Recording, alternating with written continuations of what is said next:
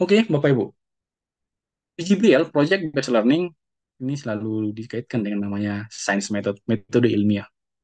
Apa apa untungnya belajar tentang metode ilmiah ini? Ini menurut Yulianti tahun 2013 katakan bahwa metode ilmiah memberikan kesimpulan sesuai dengan bukti yang ilmiah.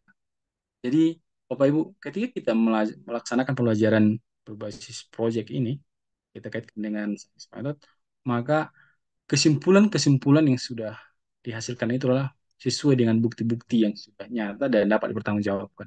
Meskipun ini buat untuk tingkat TK, SD, SMP, SMA, tergantung untuk TK seperti apa, untuk PAUD seperti apa, yang sederhana pun asal di berbasis ilmiah boleh Bapak Ibu.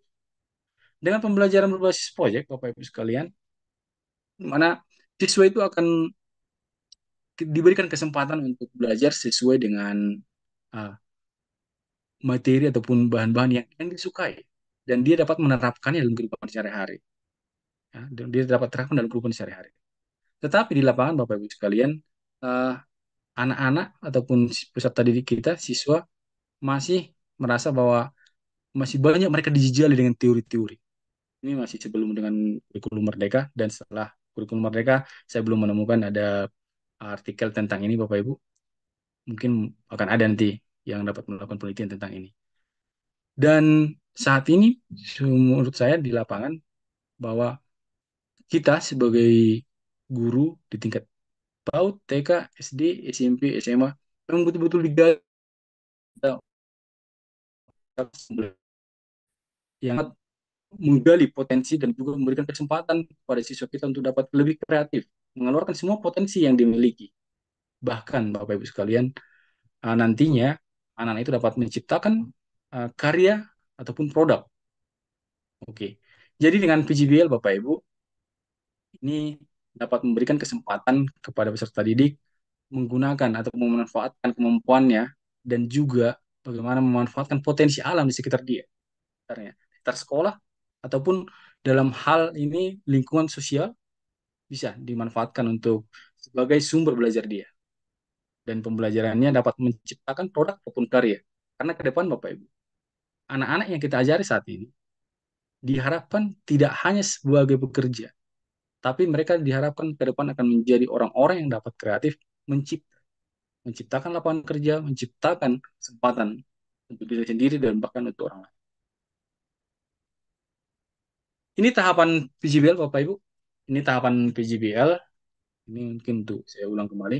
Di mana ketika kita melaksanakan pembelajaran berbasis project ini, project based learning, yang pertama kita lakukan itu adalah kita buatkan pertanyaan tentang masalah apa. Masalah apa yang akan kita menjadi topik kita dalam melaksanakan proyek ini, Bapak. Ini contohnya. Nanti ada saya sampaikan contoh Bapak Ibu. Sekolah yang tempat saya saat ini bertugas, karena ada masalah. Contohnya, ketika seorang petani padi, kebetulan sekolah saya berada di daerah yang jauh dari perkotaan Bapak Ibu, jadi mayoritas masyarakat di sana adalah bertani padi. Ada sebuah masalah kemarin dibuatkan seperti ini. Seorang orang tua menanam padi, ketika dia baru menanam padi, maka banyak keong emas yang langsung memakan bibit padi yang baru ditanam itu. Itu masalah yang buatkan Bapak. Kemudian itu diperhatikan seorang anak, ya, seorang anak itu menjadi masalah dan itu menjadi bahan buat kami bagaimana untuk mengatasi hal tersebut dan dikaji lagi dengan kondisi alam sekitar ataupun kearifan lokal yang ada di sekitar sekolah kita dan di sekitar masyarakat kita Bapak Ibu ini ada yang secara sengaja, ini namanya Melda, secara tidak sengaja dia uh, menjatuhkan daun kipahit ataupun kipahit bunga-bunga pahit kipahit Titonia diversifolia itu ke uh, sawah ataupun padi yang baru ditanam.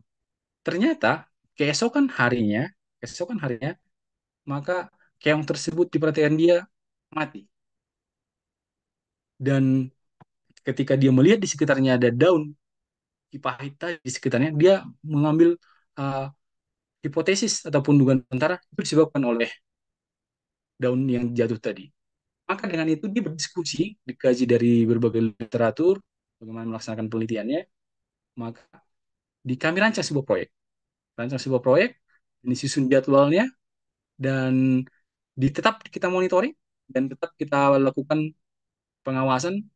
Apabila ada treatment yang salah, kita ulang kembali, dan hasilnya itu dicoba dipresentasikan, dan terakhir adalah melakukan evaluasi dan refleksi tentang produk tersebut. Oke, nanti contoh prosesnya, nanti contoh produknya akan saya bagikan Bapak Ibu. Ini masih tahapannya. Tahapan feasibility yang pertama adalah problemnya dulu. Nah, sama dengan science method, POHEC, disingkat dengan POHEC. Problem, observation, hypothesis, experiment, conclusion. Nah, itu kan buatkan Bapak Ibu.